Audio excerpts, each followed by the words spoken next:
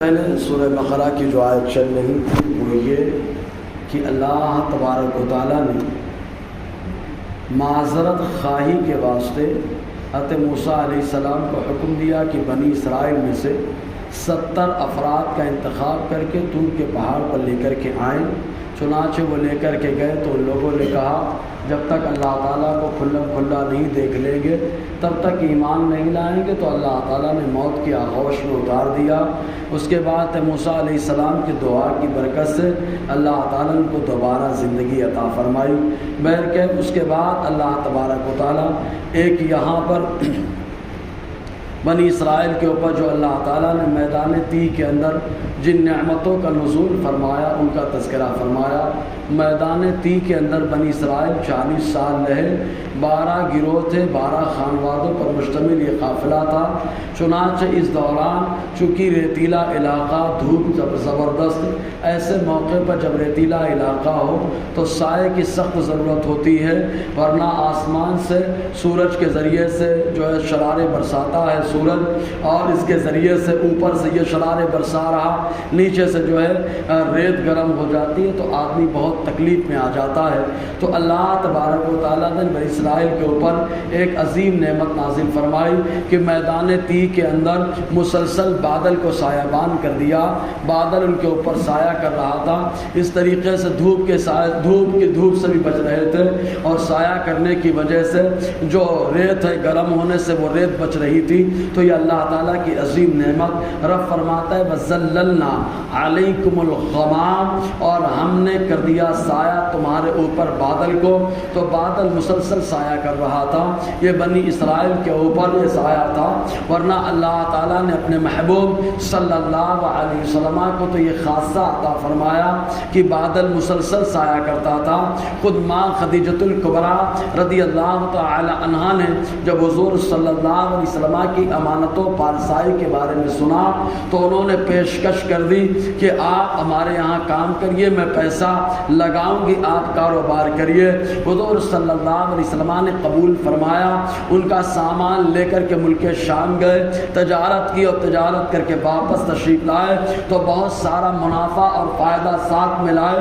اس سفر میں حضرت خدیجہ رضی اللہ تعالی عنہا کا غلام جن کا نام میسرہ تھا وہ بھی مسلسل تھے۔ چنانچہ اب بالا خانے اور چھت پر بیٹھ کر کے دیکھ رہی تھی کہ سایہ مسلسل بادل کیے ہوئے ہے، تو میسرہ کو بلا کر کے پوچھا منافع تو خوب ہوا ہے، یہ بتاؤ اس سفر میں کیا کیا ہوا؟ میسرہ نے سب بتایا۔ آخر میں حضرت خدیجہ نے کہا یہ بادل کیوں سایہ کیے ہوئے ہے؟ تو میسرہ نے کہا ہم جب سے مکے سے نکلے ہیں ملک شام تک، اور پھر ملک شام جب سے نکلے ہیں مکہ تک، مسلسل ہم نے دیکھا کہ یہ بادل ان کے اوپر سایہ کر رہا ہے۔ حضرت خدیجۃ الکبریٰ رضی اللہ تعالی عنہا کو اللہ تعالیٰ نے زبردست فراست عطا فرمائی، فوراً پیغام نکاح ماں خدیجہ نے خود پیش کر دیا تھا حضور صلی اللہ علیہ وسلم کو۔ تو اللہ تعالیٰ فرماتا ہے اور ہم نے تمہارے اوپر کر دیا سایہ بادل کو۔ اب وہاں پر میدان ریتیلے علاقے میں بہت دنوں تک کھانا بھی محفوظ نہیں رہتا ہے، اور نہ زمین سے پانی نکلنے کا چانس ہوتا ہے، اور نہ زمین پر کوئی پودا پھل ہوتا ہے کہ اس سے خورد و نوش کا انتظام کیا جا سکے۔ تو اللہ تعالیٰ نے بنی اسرائیل کے اوپر ایک عظیم نعمت یہ نازل فرمائی کہ من و سلوہ کا نزول فرمایا۔ من کیا تھا؟ یہ ایک شاندار میٹھا ایک میٹھی ڈش تھی جس کو حلوے کی شکل بھی دے سکتے ہیں۔ تو اللہ تعالیٰ نے میٹھا جو ہے کھانا عطا فرمایا جس کو من کہا گیا، اور سلوہ ایک کبوتر، ایک بٹیر کی طرح ایک پرندہ بنا ہوا گوشت ہوا کرتا تھا۔ تو اللہ تبارک و تعالیٰ نے روزانہ بنی اسرائیل کے اوپر اتارنا شروع کر دیا۔ روز اتنا آتا کہ ایک آدمی جو ہے دن بھر اس کو کھا لے اور دوسرے دن کے لیے پھر آ جاتا، اور اللہ تبارک و تعالیٰ نے حکم دیا تھا کہ گوشت کو زیادہ مت رکھنا، ایک دن کے حساب سے رکھنا، دوسرے دن کے لیے الگ انتظام کر دیا جائے گا، نیا آ جائے گا۔ لیکن بنی اسرائیل اللہ کی ذات پر توکل نہ کرتے ہوئے ان لوگوں نے کہا اگر ختم ہو جائے معلوم نہیں کل آئے گا کہ نہیں آئے گا۔